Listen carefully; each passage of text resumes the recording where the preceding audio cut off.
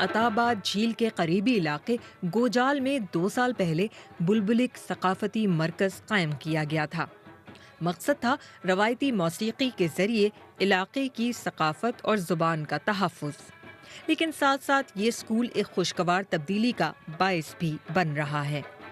یہاں پہ تو فرسٹ ٹائم اس طرح ہوا ہے کہ لڑکیوں کو جو ہے ایسا موقع دیا گیا ہے کہ وہ میوزک سیکھے۔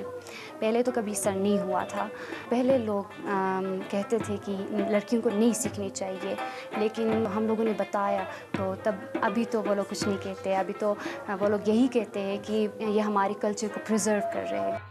یہاں 80 سے زیادہ نوجوان مقامی استادوں سے تربیت حاصل کر رہے ہیں۔ یہ فنکار لوک دھنوں پر وادی کے خوبصورت روایتی گانے گاتے ہیں اور رباب، ستار اور وائلن جیسا ایک ساز بجاتے ہیں جسے وقی زبان میں یجک کہا جاتا ہے۔ حال ہی میں اسی ادارے کے تربیت یافتہ نوجوانوں کے ایک گروپ نے اسلام آباد میں پرفارم کیا، جسے بے حد سراہا گیا۔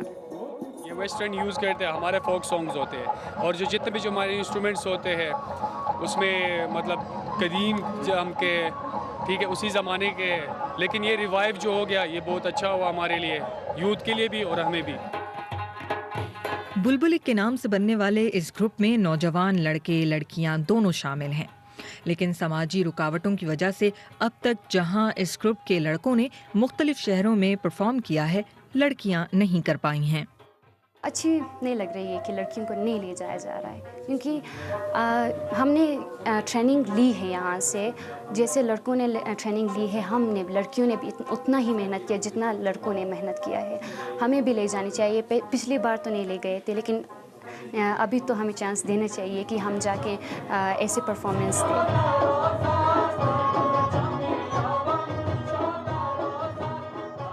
بلبلک ثقافتی مرکز سے تربیت یافتہ یہ فنکار